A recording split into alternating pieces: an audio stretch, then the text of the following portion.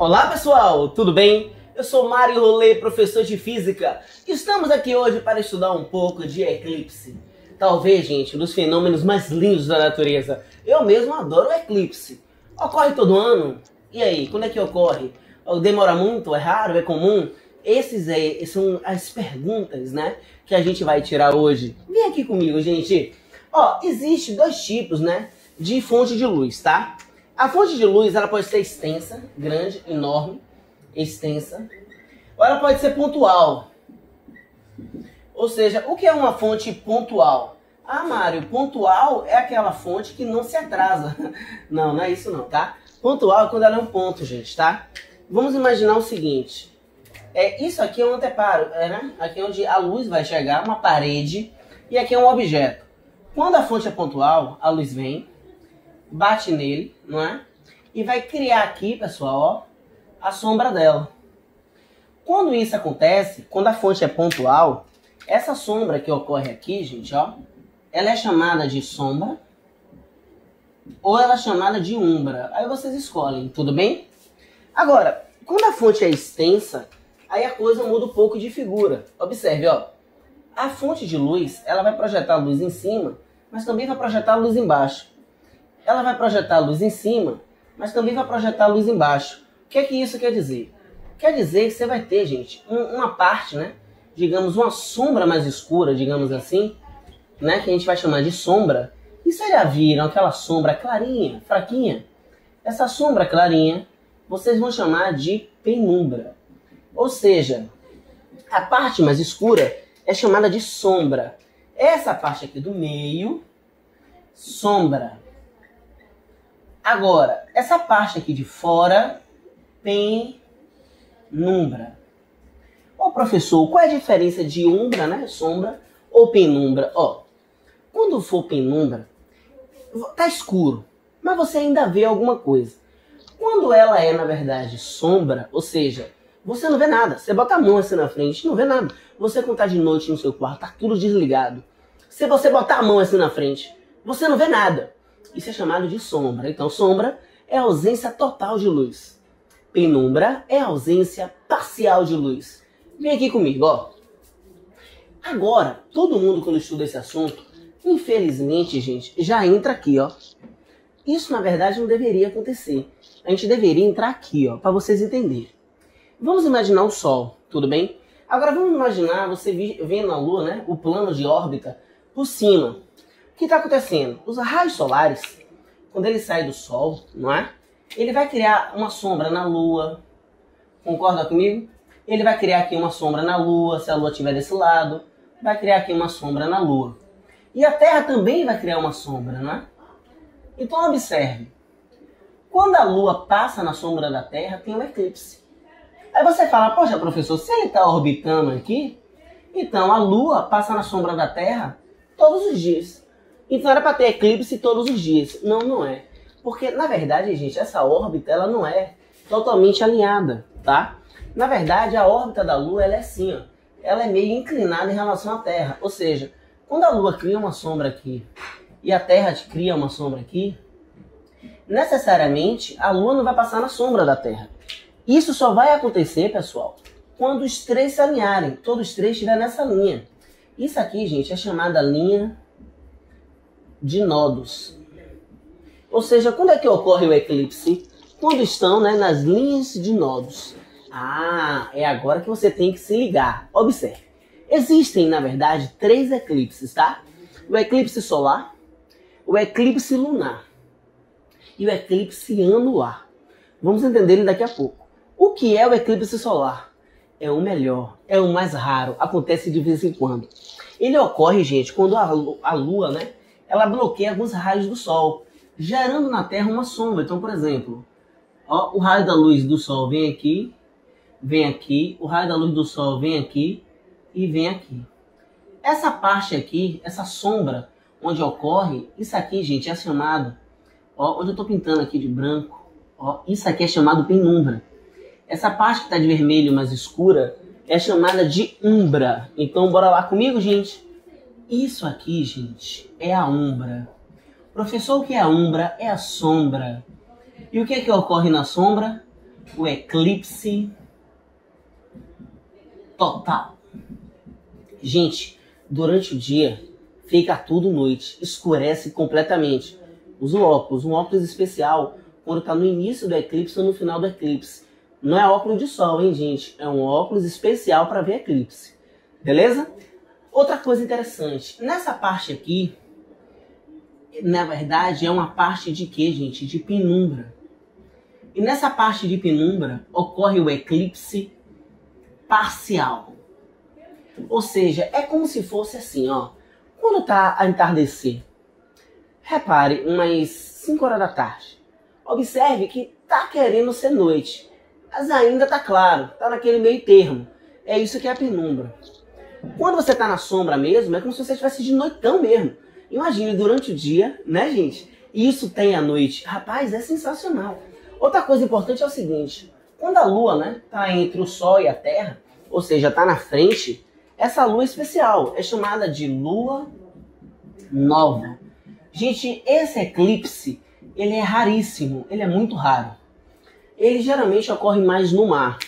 Geralmente quem consegue ver ele, pessoal, é apenas algumas cidades, não é? Já o eclipse lunar, por outro lado, o que é que ocorre? O eclipse lunar é a Terra que cria uma sombra. Então repare, o Sol quando está aqui, gente, ele cria uma sombra. Então observe, ó, essa região aqui é uma região chamada região de penumbra. E essa região aqui é chamada de umbra. Então, galera, se a Lua ela está na região de umbra, ocorre o eclipse total. Esse eclipse aqui é bem sem graça. Tem graça, mas é sem graça. Olha que viagem. Ele ocorre na lua cheia. Essa lua, gente, tá? Esse eclipse ele é muito comum. Para vocês terem noção, esse eclipse, gente, ele ocorre aproximadamente 2 vezes por ano. Todos os anos ocorre 2 vezes. O daqui ocorre, sei lá, às vezes leva uma década, uma semana, sei lá, um século. É muito raro. É difícil você ver o eclipse solar. Já o eclipse lunar ocorre sempre. Gente, esse eclipse aqui, a metade do planeta Terra consegue observar. Então não é uma coisa tão exclusiva. Esse eclipse leva aproximadamente 2 horas. O daqui leva 7 minutos. Olha que viagem. O daqui é comum e o tempo é longo.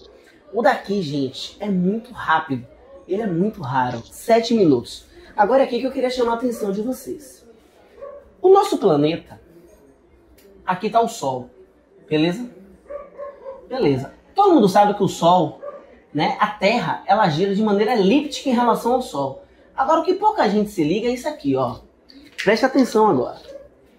Se você imaginar aqui o planeta Terra, e se você imaginar a Lua, bora botar a Lua aqui, cor, bora botar a Lua sendo lilás.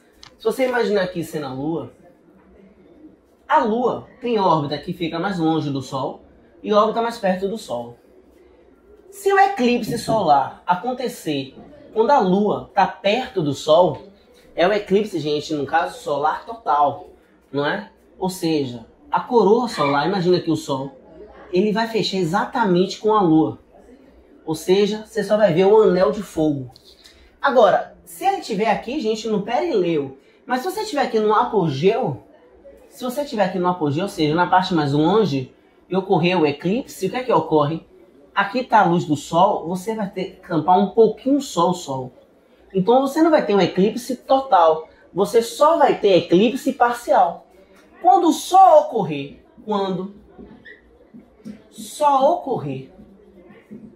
eclipse parcial, é um eclipse anular. Beleza, galera? Não é difícil, É fácil, tá? Quando o eclipse ocorre com a Lua no apogeu, na parte mais longe, é um eclipse chamado anular. Esse eclipse, ele é muito raro, ele é lindo, ele é maravilhoso. Esse eclipse aqui é muito comum, é bonitinho, a Lua fica vermelha, beleza.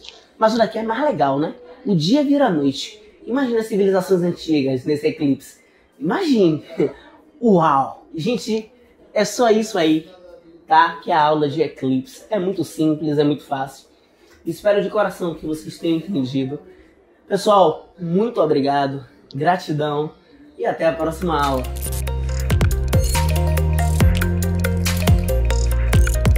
Fala, meus amores, tudo bem? Eu sou o professor Isaac Lago, professor de filosofia, e agora falaremos um pouquinho sobre a filosofia moderna.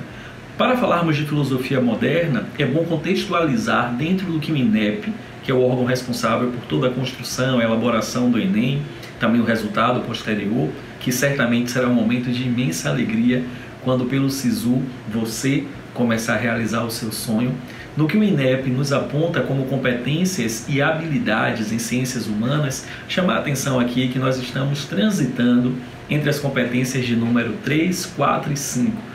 Competências que abordarão a necessidade de um entendimento político, de uma compreensão da construção desse lugar comum, a ideia aí de sociedade é muito forte, e também abraçado a necessidade de compreender o processo do conhecer, que tecnicamente na filosofia nós chamamos de epistemologia, e falaremos já já.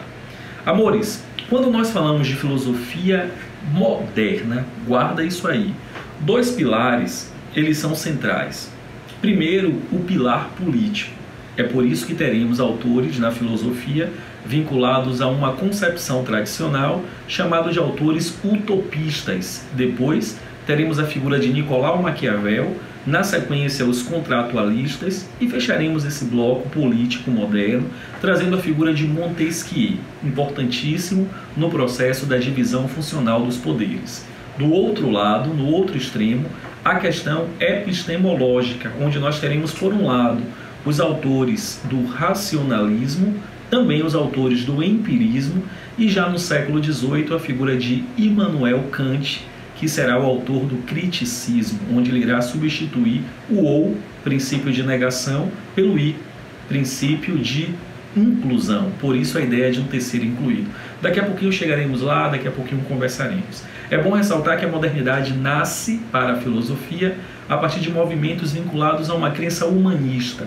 Lembra que esse movimento ele caracteriza-se pela tirada da ideia de Deus enquanto centro e traz o centro do processo de existência ao próprio homem. Lembra que aqui, principalmente com Copérnico e a ideia do heliocentrismo, eu já não vivo mais numa crença em que o acaso irá me proteger se eu estiver distraído, mas eu tornar-me-ei, a partir de agora, responsável por minha história no mundo. Se por um lado a liberdade que a modernidade nos traz, ela é extremamente prazerosa, por outro lado ela vem abraçada de uma responsabilidade existencial, porque ninguém além de mim será responsável por minha história. Eu já não posso mais dividir ou responsabilizar uma verdade metafísica ou sobrenatural. Eu gosto muito de uma frase de um filósofo brasileiro, o professor Leonardo Boff, que ele vai dizer que o deserto é a pátria da humanidade, que a modernidade foi a orfandade, a chance que a vida nos deu de tomarmos sobre nós mesmos o legado da responsabilidade da nossa vida. Mas vamos lá. Quando nós falamos de filosofia política moderna, é importante compreender que essa concepção ela subdivide-se em dois momentos. Eu tenho uma primeira concepção, que é a concepção tradicional.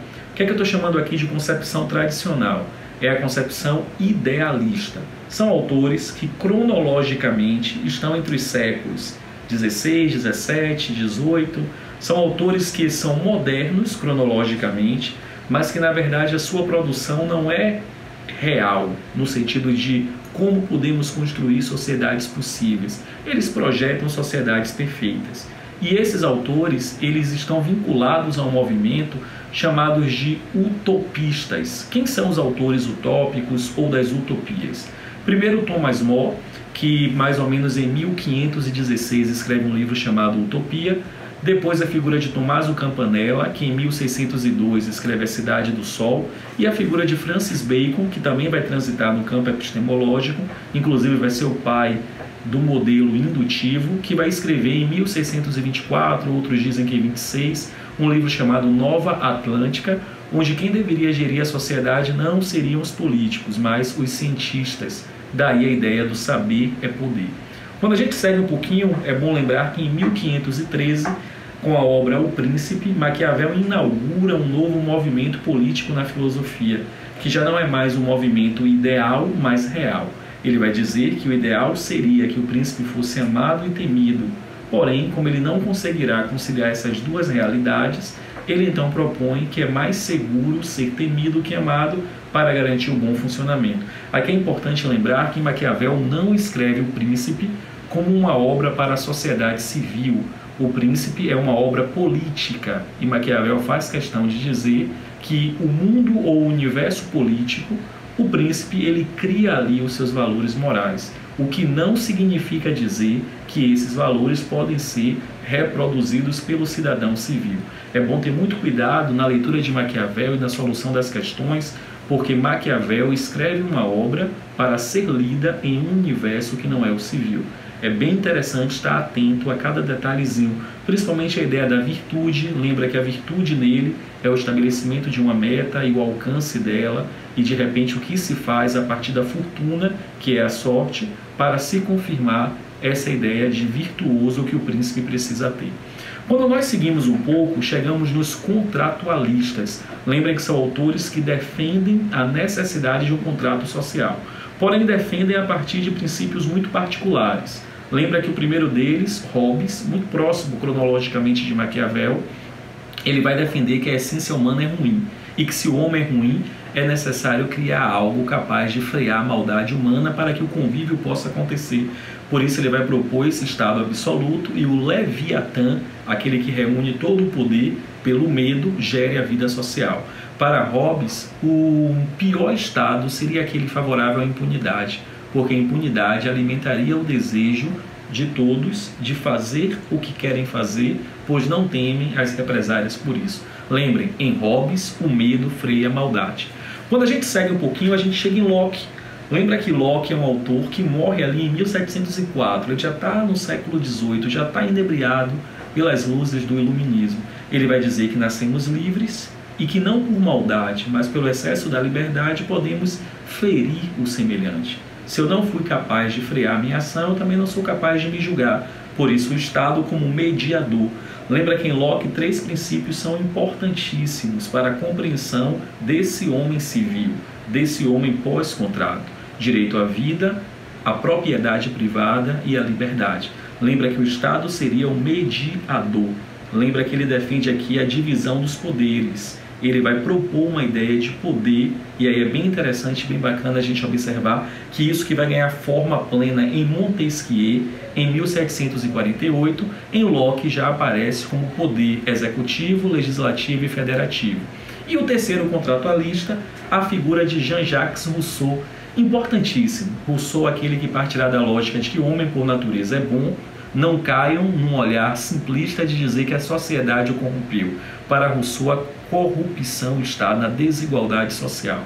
Alguém herdou, não quer perder o que herdou, quem não tem quer ter, e o conflito se estabelece. Então, Hobbes, Locke e Rousseau, 3 autores contratualistas. E, por fim, a figura de Montesquieu, que trabalhará em que direção aqui? Trabalhará na direção de que é necessário a divisão e o bom funcionamento desses poderes. Em 1748, escreve o Espírito das Leis e propõe a divisão dos poderes. Se por um lado eu tenho o campo político, do outro lado eu tenho o campo epistemológico. Guarda aí, epistemologia, a teoria do conhecimento, como eu conheço o processo da vida.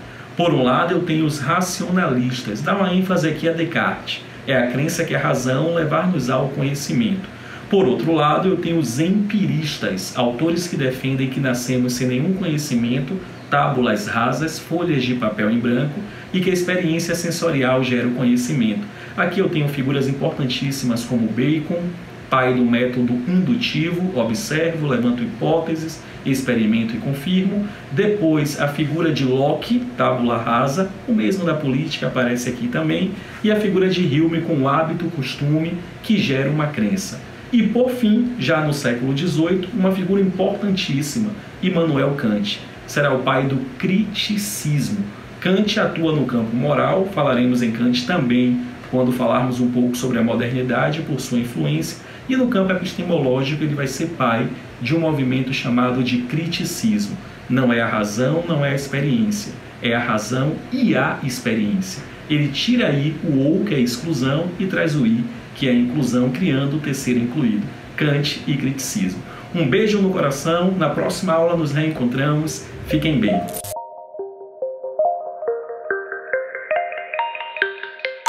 Olá, meu nome é Monique Lemos e eu tô aqui para falar um pouquinho com você sobre carreira, mercado de trabalho e como escolher a profissão ideal. Hoje eu queria falar sobre essa questão de escolher a profissão ideal. Existem dois aspectos que são super importantes na hora que a gente pensa em escolha da profissão. O primeiro deles é o autoconhecimento, né? A gente se conhecer um pouquinho e saber o que a gente gosta, o que a gente não gosta, quais são as nossas forças, o que a gente teria prazer em fazer, o que a gente não teria prazer em fazer e que ia trazer felicidade pra gente. Então, isso é um primeiro aspecto. E o segundo que compõe esse primeiro é você conhecer as possibilidades. Então, é muito complicado pensar em fazer uma escolha se você não sabe quais são as opções que você tem que escolher. E eu tenho certeza que você hoje não sabe quais são todas as opções de carreira, quais são todas as opções de atuação profissional que existem no mercado, porque existem muitas, existem milhares. Então, o que eu quero dizer pra você com isso é, primeiro, você com 17, 18, 19, 20, até 20 e poucos anos, não tem como ter um conhecimento profundo de você, porque autoconhecimento é uma busca contínua, é um processo que você vai se observando, você vai se percebendo e você vai aos poucos conhecendo cada vez mais de você. Um ponto importante, né, em relação a esse autoconhecimento é você experimentar coisas. É difícil você saber o que você gosta e o que você não gosta se você nunca fez aquilo. Pensa aí numa comida. Como é que você diz se você gosta ou não gosta de determinado alimento se você nunca provou? Então, esse processo, da mesma forma da parte externa, né, que é conhecer as possibilidades, como é que a gente pode dizer que a gente conhece todas as possibilidades, se existem milhares, e se daqui a 30 anos, daqui a 20 anos, as coisas estarão diferentes, e terão possibilidades diferentes? Hoje, as possibilidades que a gente tem no mercado são infinitas e diferentes, 100% diferentes do que os seus pais talvez viam na época deles. Então assim, esse movimento ele é natural, não tem como a gente prever e não tem como a gente fazer um teste, estalar o dedo e se autoconhecer 100% hoje, nesse momento. E aí ficou confuso, não sei o que é que eu faço agora, então porque o que é que eu tô dizendo que não tem como eu escolher, porque esses dois aspectos importantes para a escolha profissional. Eu tô dizendo que não tem como eu saber agora, nesse momento, que é um processo constante. Você pode estar aí pensando, gente, e aí, Monique? Eu não tenho como escolher? E eu digo pra você, tem sim. Esse processo é um processo de observação, é um processo constante de você estar atento às possibilidades, de você se permitir experimentar algumas experiências que você acha que faz sentido pra você, em termos profissionais, em termos de carreira, e você ter esse olhar sobre você sempre. A sua escolha hoje é uma primeira escolha, mas você vai ter várias ao longo do tempo, várias oportunidades, várias coisas vão surgindo nesse período, a partir de agora, que você vai precisar estar aberto, vai precisar ter um olhar mais aguçado, ter um olhar mais cuidadoso, pra ver o que faz sentido e o que não faz pra você ir construindo a carreira. Você não decide a carreira agora, você constrói ela ao longo do tempo. Não necessariamente, eu já falei isso aqui, não necessariamente o curso que você escolheu é o que vai definir o seu caminho daqui pra frente, mas sim as suas experiências, o que você se permite explorar, o que você se permite se dedicar, o que você se permite estudar em complemento ao curso que você porventura tenha escolhido. Então, só queria trazer esse contraponto para você ficar bastante atento, para você ter isso guardado assim no coração, porque não é uma escolha agora que vai definir tudo para frente. É um processo, é um aprendizado constante e precisa também ter esse olhar de querer experimentar, de querer conhecer, de se perceber, se cuidar também para construir essa carreira e daqui para frente você chegar onde você quer chegar, tá bom?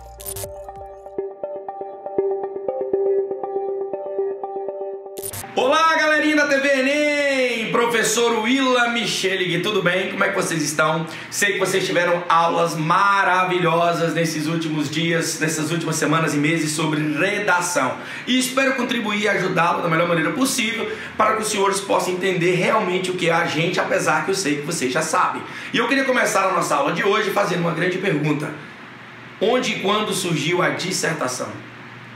Você pergunta simples. Dissertação foi criada lá no humanismo em 1434, quando Fernão Lopes se tornou cronista mor do reino. Então, prosa e dissertação argumentativa quer dizer a mesma coisa. Então, você teve o trovadorismo, né? Você teve o humanismo, a transição do feudalismo para o mercantilismo, a transição do trovadorismo para o humanismo, a transição do teocentrismo para o antropocentrismo, Deus como sendo o universo, o homem como sendo o universo. E esse pedaço entre um e ela, chamada de lacuna, nós vamos dar o nome de laicização da cultura. É o tempo que uma época cultural tem dentro de uma outra época para ter o fim.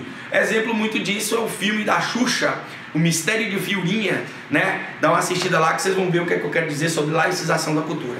E a nossa querida aula de hoje, não é que eu vou dar aula de conclusão, porque vocês já tiveram uma bela aula com os professores. Mas eu quero falar sobre o agente. Mas para chegar no agente eu preciso relembrar qual é a estrutura de um texto conclusivo, tá? A conclusão de um texto dissertativo. Já sabemos que dissertação significa persuadir, e todo o tema do Enem, ele é um tema social, ou seja, o candidato que não problematiza o seu tema do Enem, ele perde grandes pontos em suas competências, tá? Então, falaremos o quê? O que é uma proposta de intervenção? Proposta de intervenção significa nada mais que dar para o texto o tratamento através de uma solução cabível, que não vá ferir os direitos humanos e que realmente solucione a problemática colocada em todo o texto. Todos os anos, né, cada tema, independente do Enem ou o vestibular, você tem que usar esse contexto. Sabemos que a única competência das 5 que tem dentro do Enem, a única responsável específica para um texto conclusivo é a competência número 5. Então essa competência número 5, ela nos traz algumas regras básicas. Será que você está lembrado? Eu sei que sim, porque eu confio na galera que deu aula para vocês antes do Willam, certo? Então, ó, 2 coisas básicas. Proposta de intervenção: elaborar a proposta de intervenção para a problemática abordada, respeitando os direitos humanos. E o que o corretor vai buscar no teu texto, meu amigo?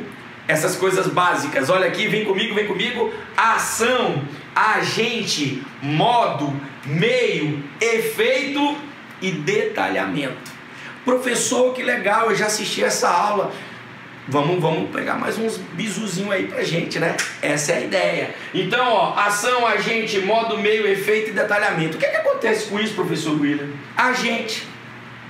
Que tipo de agente é responsável para solucionar a problemática atribuída por quem faz a redação na sua introdução, conhecida como tese? Tópico, frasal, tese, opinião de defesa, certo? O que é ação? Né? Qual a ação deve ser tomada pelo agente para solucionar a problemática? O que significa meio? O agente, através da ação, vai utilizar que recurso? De que forma? Qual o instrumento que ele vai utilizar para solucionar isso? Intuito: qual o resultado que você espera? E o quinto, escolher um dos passos para aprofundar. Você escolhe um deles, né, para poder aprofundar. E vocês vão ver isso ao longo da aula, e nós vamos focar no final em alguns agentes importantes para vocês. Eu poderia citar aqui 80 agentes, mas não há necessidade para isso. É mais uma revisão de conclusão, e a aula central é vocês entenderem a função do agente, ok? Então, ó, eu tenho aqui os agentes: escola, mídia, indivíduo, governo, Ministério da Saúde, Ministério da Educação, Ministério Público. Isso é um agente. Agente é um órgão ou uma instituição que tem para a sociedade civil ou a sociedade civil organizada um valor jurídico ou não jurídico, mas que tenha poder para que isso seja válido dentro do seu contexto. Qual a importância da ação? Ação: criação de políticas relacionadas ao criação de espaços físicos para quê? Disponibilização de palestras que informem a importância de... Tá vendo a ação? A ação é um meio, é uma forma que vai ser utilizada. Como eu vou fazer isso, tá? Por quê? Porque o meio, aí eu já tenho outros tipos de palavras, ó. Por meio de verbas governamentais, por meio de programas televisivos, mediante encontros semanais ou por intermédio de campanhas informativas, tá? Então isso são pré-lançamentos de como eu utilizo cada composição da competência número 5 de uma conclusão nota 1000, tá? O intuito, com o fito de propagar a importância da, com o fito de estabilizar a, com o intuito de erradicar a ou ao, com o propósito de evitar que, de modo à vista, o pleno desenvolvimento do da, do, de. Então aqui são chamados de indicadores de pensamento, né, que são cabíveis dentro da sua introdução para que você não esqueça de utilizar todos os passos possíveis, tá? Então, ó, a minha conclusão, nota 1000, ela tem que começar com o conectivo, retomada da minha tese, um agente mais a solução do argumento número 1 ou da tese número 1, eu não sei como é que seus professores ensinaram isso, mais um agente, a solução da tese número 2, tá? E uma frase de efeito. Então, quer dizer que a minha introdução, competência número 5, ela só vai estar pautada por nota 1000 se eu utilizar esses preceitos. Lembrando que aqui tem ponto, conectivo e vírgula, ponto, conectivo e vírgula, ponto e conectivo, vírgula. Então, isso significa que os conectivos e as vírgulas é o que vão também pegar mais uma competência 2 e 3 para poder validar a nota máxima na competência número 5, que é a conclusão, certo? Então, ó, expressões para criar conclusões e evitar aparecimento de novos argumentos no último parágrafo de texto. Então, tá aí, ó. Em virtude dos fatos mencionados, por isso tudo, levando-se em consideração esses aspectos dessa forma, diante disto, dado exposto, diante do exposto, tendo em vista os aspectos observados e assim sucessivamente. São frases, né, que criam conclusões perfeitas. Escolhe alguma dessas e seja feliz, tá? Formas para continuar o parágrafo conclusivo. Somos levados a acreditar que, é-se levado a acreditar que, entendemos que, entende-se que, concluímos que, não use concluímos e nem conclui-se, porque seu texto é dissertativo e ele tem que estar na impessoalidade, que é na terceira pessoa, porque está dentro da regra da administração pública, certo? Então, ó, eu tenho aqui, ó, um modelo. Observa-se, portanto, isso aqui é chique, chamado de portanto deslocado, que o cidadão acaba sendo fortemente persuadido, tornando-se assim uma ferramenta usada por alguns para conseguir poder.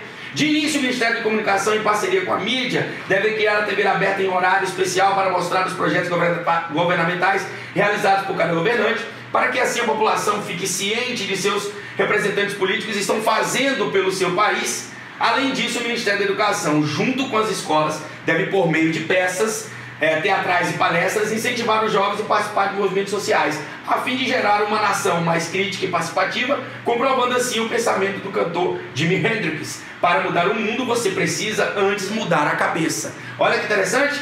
Então, desse modo é precioso a tomada de medidas para combater o avanço da problemática. Sendo assim, é dever do agente, detalhamento do agente, criar a ação para a causa número 1, além de realizar a ação da causa número 2. Isso deve ser feito por algum meio com fito de intuito. Somente assim retoma algum repertório e finaliza a sua conclusão. Olha que coisa legal. Uma introdução nota 1000.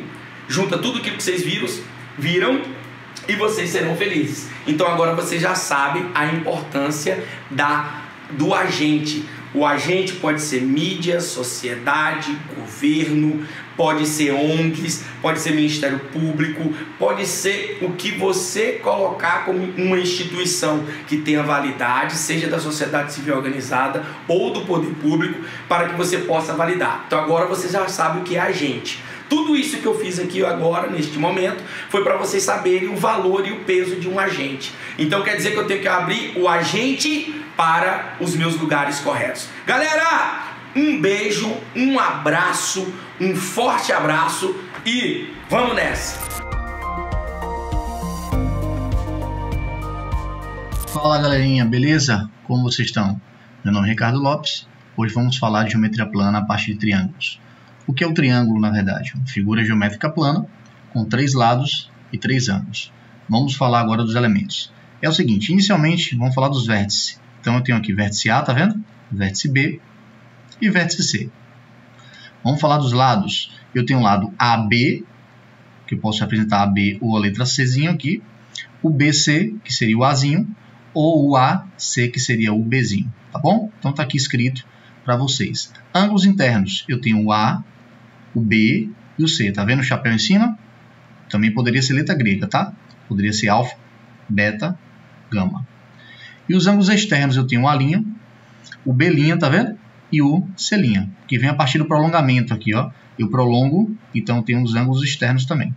Tá? Então, ângulos internos e ângulos externos e os lados e os elementos do triângulo. Propriedades. Primeira delas, soma dos ângulos internos de um triângulo. A soma dos ângulos internos de um triângulo sempre é 180. Então, eu tenho aqui, ó, o A mais o B mais o C, chapéu, tá vendo? Tem que dar 180. Então, a soma dos ângulos internos de um triângulo tem que dar 180. Fechou? O ângulo externo é a soma dos internos não adjacentes, ou seja, não vizinhos. O que eu quero falar com isso? Seguinte, ó, esse A' aqui, tá vendo? Esse A' é igual, o vizinho é esse aqui, ó. É igual a B mais o C. O vizinho aqui, ó, ou melhor, o C', tá vendo? É a soma dos internos não vizinhos. Então, ó, A mais B, tá? E o outro B' seria a soma, B' aqui, seria a soma com A mais C. Então, o ângulo externo é a soma dos internos não adjacentes, não vizinhos, tá bom? Classificação dos triângulos. A gente pode classificar o triângulo quanto aos lados e quanto aos ângulos. Quanto aos lados, equilátero. Se eu tiver 3 lados iguais, ó, logo os 3 ângulos internos serão o quê? 60, porque a soma vai dar x mais x mais x igual a 180, x vai dar 60, tá? Isósceles, 2 lados iguais e os 2 ângulos da base iguais também. Então, eu tenho o lado 1 é igual ao lado 1, esse ângulo alfa é igual a esse ângulo alfa, e esse lado 2 aqui, ó, está à frente do ângulo diferente, que é o beta. Triângulo escaleno, 3 lados diferentes e 3 ângulos internos diferentes. Então, L1, L2, L3, alfa, beta e gama. Então, essa é a classificação quanto aos lados. Quanto aos ângulos é o seguinte, gente. A gente vai classificar ele quanto aos ângulos. Porém, tem uma relação que a gente usa os lados também para classificar quanto aos ângulos. Tá bom? Triângulo retângulo é todo o triângulo que você tem um ângulo de 90 graus, que a gente representa como esse quadrado e um ponto aqui, ó, que é extremamente importante na solução dos problemas, tá? de questões vestibulares. Então, quem está na frente a gente chama de hipotenusa, que é o Azinho, e esses dois são catetos. Tá? Então, eu tenho A ao quadrado igual a B ao quadrado mais C ao quadrado, hipotenusa ao quadrado é igual a soma do quadrado dos catetos. Tá? Isso aí é o teorema de Pitágoras. Eu tenho um acutângulo agora, o ângulo tem que ser menor que 90, ou seja, entre 0 e 90 um ângulo agudo. Então eu tenho aqui, ó, todos os ângulos menores que 90, aí eu tenho a relação dos lados para usar, para classificar com os ângulos. Então eu tenho que A ao quadrado é menor que B ao quadrado mais C ao quadrado.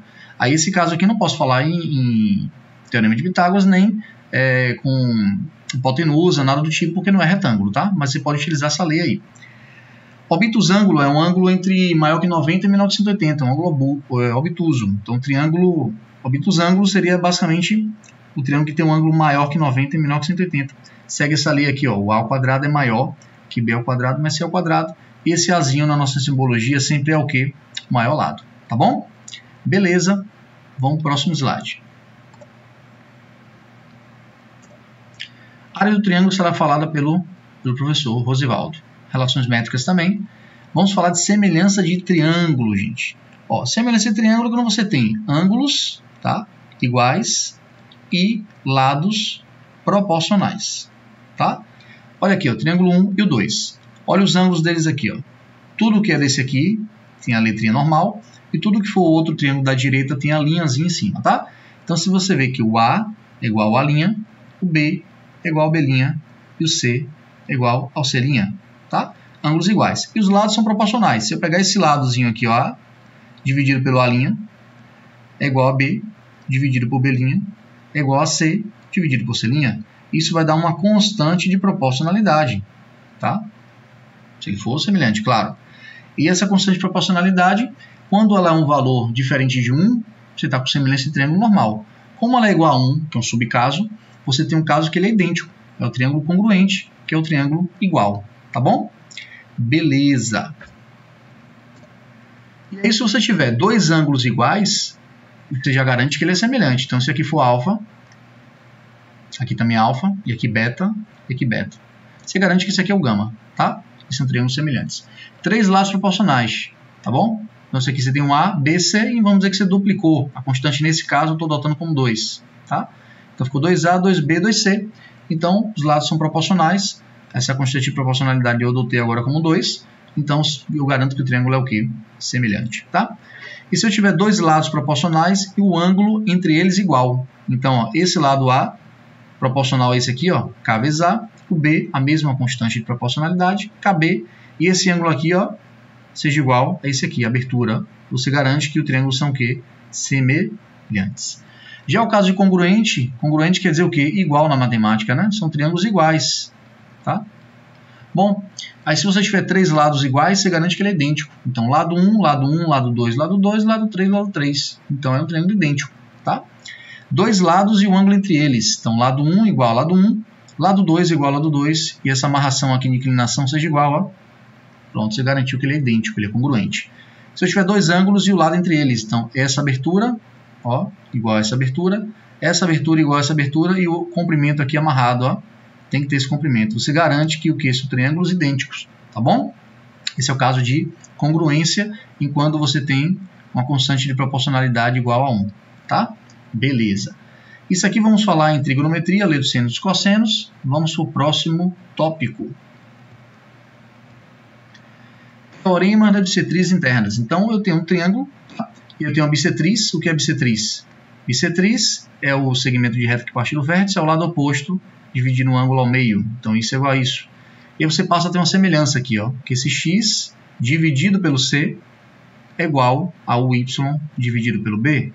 Tá bom? O Teorema de Tales foi falado pelo nosso professor Alain aí na aula passada. Então, vamos falar agora de pontos notáveis de um triângulo. A palavra bico. Baricentro, incentro, circuncentro, ortocentro. Baricentro, ponto de encontro das medianas. Incentro, encontro das bissetrizes. Circuncentro, encontro das mediatrizes. Ortocentro, encontro das alturas. Todo o triângulo tem três dessas. 3 mediatrizes, 3 medianas, 3 bissetrizes e 3 alturas. O que é cada uma delas? O que é mediana? Segmento de reta que parte do vértice ao lado oposto, dividindo o lado ao meio. O que é agora a mediatriz? É uma reta que vem do nada aqui, ó, cortando, dividindo ao meio, ó, de forma perpendicular. Tá? Usei a que vem do nada, essa linguagem chula, tá? Para ficar mais simples. Beleza, altura parte do vértice, ó, segmento de reta que parte do vértice ao lado oposto, fazendo 90 graus. Ó, perpendicular. Tá bom? E por último, a bissetriz, eu acabei de falar. Então, você tem um segmento de reta que parte do vértice ao lado oposto, dividindo um ângulo ao meio. Tá bom? Essa é a ideia inicial. E aí tem algumas propriedades sobre isso, vamos falar a mais importante delas, que é a do baricentro. Quando eu tenho um baricentro, esse ponto de encontro das 3 medianas, tá vendo? De um triângulo, você divide de lados proporcionais aqui, ó. Essa parte que está ligado ao vértice, ela tem um dobro, ó, 2x, desse aqui, ó. Esse aqui chama de x, e esse aqui chama de 2x o comprimento. Como se tudo, aqui, ó, sendo o valor de 3x, você tem x para esse pedaço aqui, 1/3 do valor, e aqui 2/3 do valor. Tá bom? Beleza, vamos adiante para fechar a teoria. Triângulos importantes. 4 triângulos bem importantes que usa para a gente fazer semelhança nas questões. Primeiro deles, todos são pitagóricos, tá? Todos em 90 graus, tá vendo? Todos 90 graus. Vamos lá. Esse aqui é o 3, 4, 5. 5, 12, 13. L, L, L, raiz de 2. E esse aqui, 1, 2, raiz de 3. Triângulo pitagórico, os dois de cima. Hipotenusa é sempre maior. 5 e 13, tá vendo? Se eu coloco aqui, ó, 6 e aqui coloco 8, quer dizer que os dois catetos estão duplicados na proporcionalidade, tá vendo? Então, eu vou duplicar a hipotenusa, aqui vai ser 10. Você ganha tempo com isso. Se aqui for 15, eu tripliquei. Aqui vai ser 36, eu tripliquei. Aqui eu vou triplicar também, vai dar 39. Então, você ganha tempo com isso, tá vendo? Aqui é a metade de um quadrado, gente, ó. Um quadrado, tá vendo? A metade de um quadrado.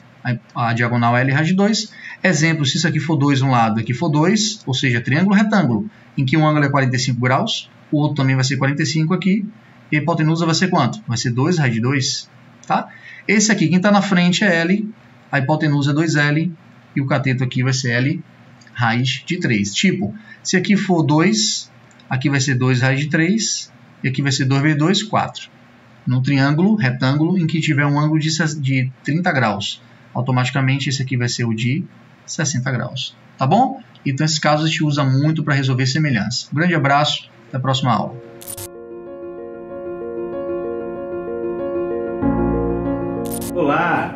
Sejam bem-vindos a mais uma aula de Biologia. Aqui quem vos fala é o seu professor Paulo Rossi.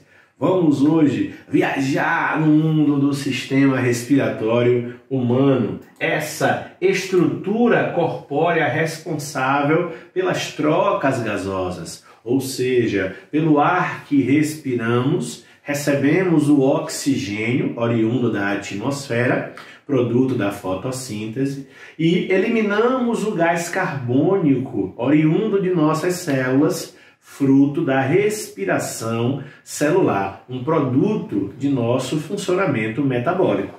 Além disso, podemos dizer então que o respiratório ele tem a função de absorver o oxigênio, eliminar o gás carbônico, e quando esse ar está saindo, passando pela laringe, ele acaba então gerando a entonação de nossa voz, que junto com toda a nossa caixa fonadora, boca, estrutura do crânio, desenvolve o nosso timbre.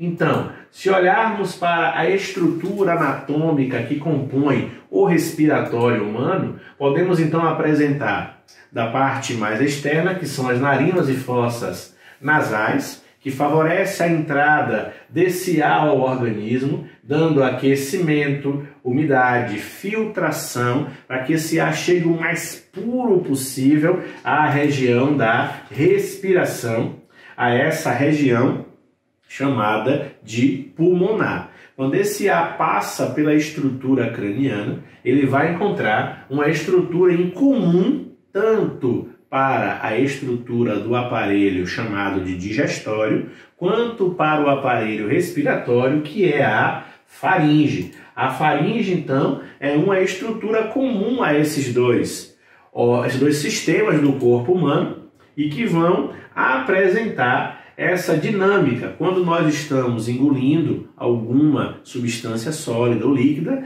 a epiglote, que faz parte da faringe, posiciona esse bolo alimentar em direção ao esôfago. Quando estamos falando, inspirando ou expirando, esse ar posiciona-se em direção à laringe.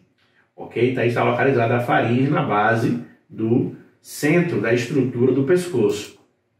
Então, nós temos a laringe, que é essa estrutura onde fica armazenada as nossas cordas vocais, que estão presas às pregas vocais. Então, é na laringe que inicia o tubo respiratório propriamente dito, que nós temos lá a prega vocal. Durante a entrada de ar ou inspiração, essa prega vocal está aberta para que o ar possa ir em direção aos pulmões, e quando ele está saindo pela expiração, é fechado a estrutura e esse ar passa pelo meio das cordas vocais. E esse ruflar das cordas, esse agitar das cordas provoca a produção do nosso timbre. Então o ar, para entrar, ele tem que percorrer fossas nasais, a parte do nariz, passar pela faringe, laringe, vamos interiorizando ao corpo humano, formando a traqueia, que é um canal cartilaginoso,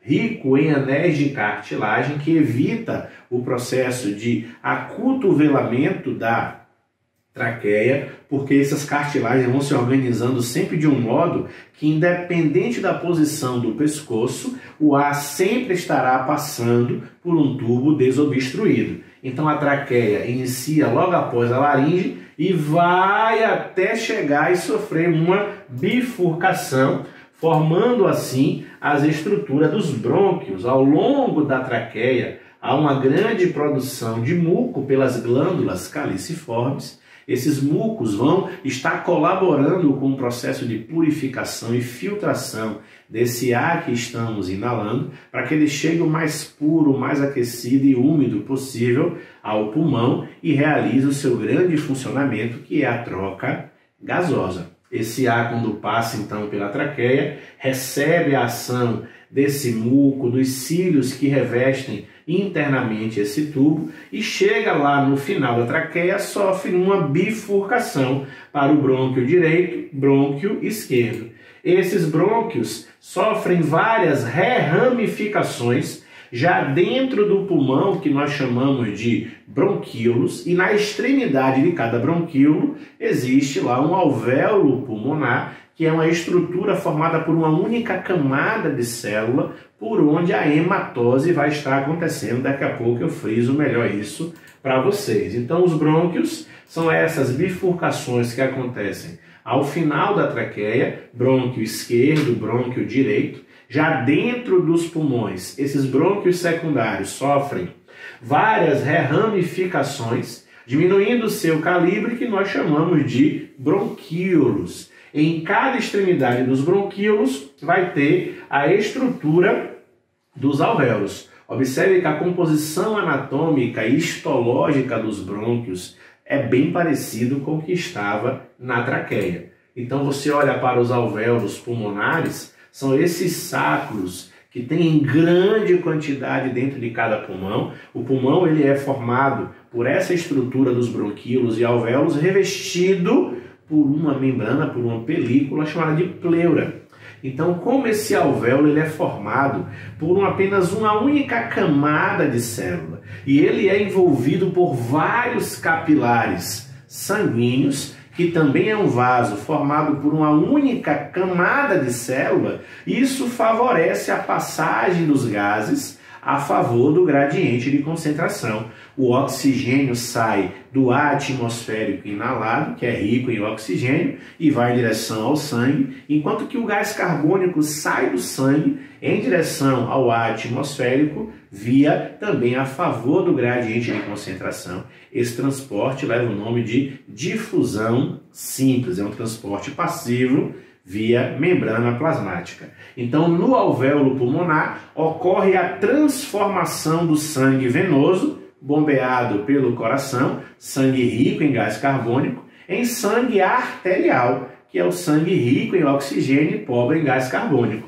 Nessa estrutura apresentada, chamamos de hematose esse processo de difusão, que faz a absorção do oxigênio e a eliminação do gás carbônico. Para que todo esse processo possa acontecer, meus amores, é necessário que haja um trabalho não somente desses tubos, como também um trabalho das musculaturas que estão envolvendo as estruturas das costelas, o diafragma que está na base dessa estrutura por completo.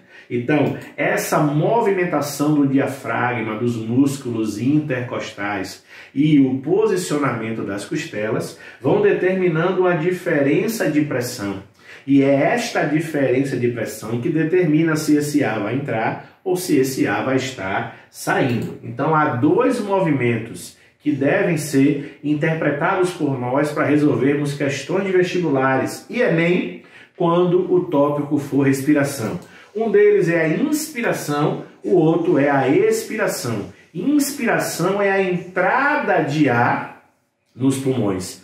A expiração é a saída de ar dos pulmões. Para o ar entrar, é necessário a contração dos músculos intercostais e do diafragma. O diafragma contrai e ele baixa. Quando ele se abaixa, ele eleva as costelas, aumentando o volume da caixa torácica, e isso diminui a pressão intrapulmonar e favorece o ar entrar.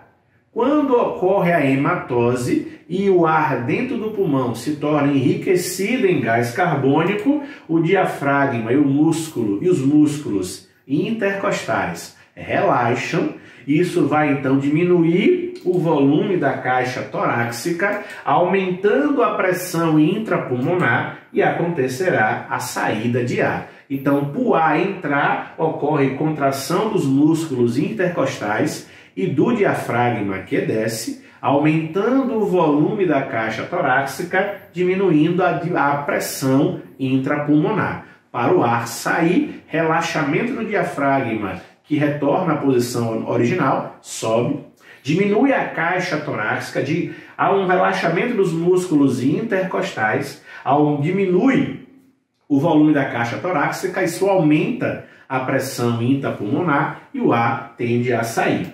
Nessas, então, de entrada e saída de ar, vai acontecer o processo de troca gasosa. O oxigênio, então, ele é transportado pelas células do sangue em direção aos tecidos que compõem o corpo humano em 97% ligado à hemoglobina. E essa associação nós chamamos de oxihemoglobina. 3%, você pode encontrar algum autor que diga que seja 5% diluído no plasma.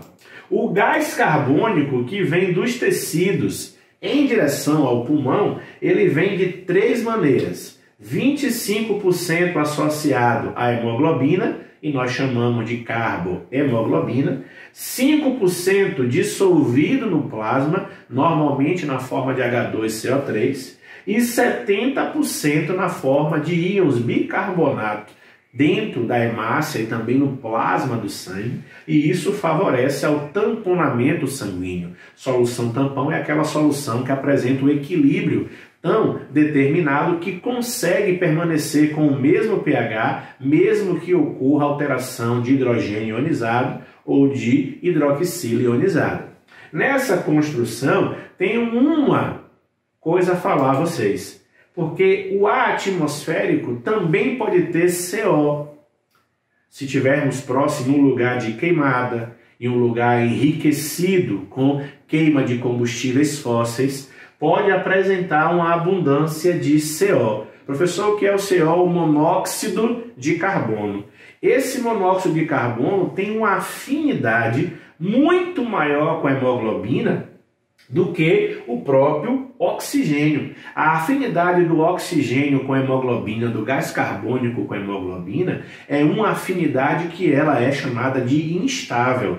O oxigênio se une à hemoglobina no pulmão e se desassocia dela lá no tecido. Mas o CO, quando ele se une à hemoglobina, ele forma a carboxihemoglobina e tem dificuldade de se despreender porque a afinidade é muito grande. Por isso que, infelizmente, em incêndios, em queimadas, em que o ser humano inala uma grande quantidade de CO, a chance de óbito é elevada, porque quando acontece a associação do CO à hemoglobina, não há formação de oxihemoglobina e isso dificulta o processo de oxigenação, porque o oxigênio é importante às nossas células para que as mitocôndrias possam funcionar e produzam energia, e essa energia sustenta as reações metabólicas. Caso aconteça alguma alteração na concentração de oxigênio ou de gás carbônico no sangue, existe um setor em nosso encéfalo chamado de bulbo raquidiano, que tem a missão de receber esse estímulo e determinar respostas para voltar ao equilíbrio. Então, se porventura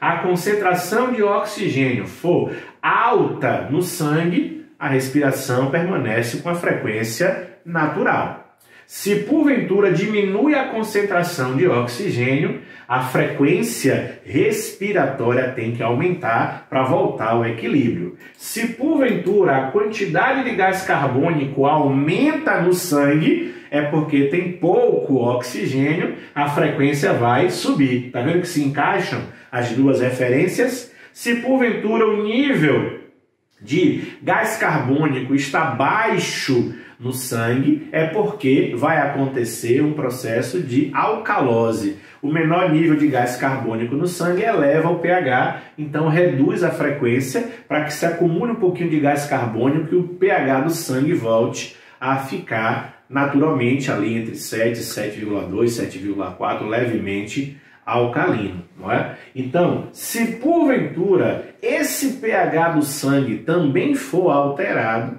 esse pH, se provocar a acidose, ou seja, o diminuir do pH, tornar o pH ácido no sangue, vai aumentar a frequência respiratória para eliminar esse excesso de gás carbônico. Se porventura ocorre uma alcalose, ou seja, elevação do pH sanguíneo, vai então reduzir a frequência para manter o pH constante. Então, o processo respiratório exige essa nossa atenção. Nós trocamos gases porque nossas células precisam do oxigênio para produzir ATP, adenosina trifosfato, energia que sustenta nossas reações metabólicas. E nós eliminamos gás carbônico porque é produto dessa degradação de combustíveis em nossas células. Tranquilinho? Então, aquele abraço para vocês.